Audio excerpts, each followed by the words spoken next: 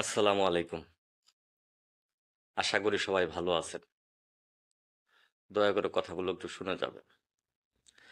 জীবনের শেষ মুহূর্ত পর্যন্তও যেন আল্লাহ পাক নামাজের সাথে কোরআনের সাথে রাখেন। সেই প্রস্তুতি নিয়ে ফেলছি ইনশাল্লাহ। নামাজ আগের থেকেই আদায় করি। এখনো করার চেষ্টা করতেছি।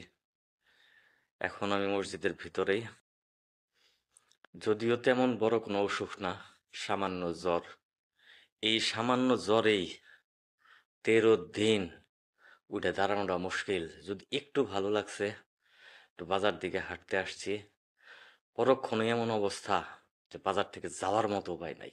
তো জ্বর কোনো বিষয় না, আল্লাহ যে কোনো ভাবে মানুষকে নিতে পারে।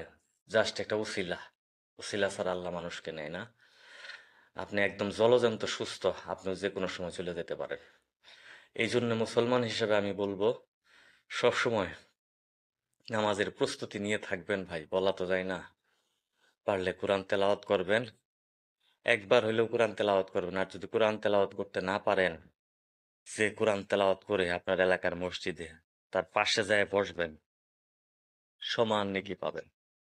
ভালো থাকবেন, আমার জন্য দোয়া করবেন।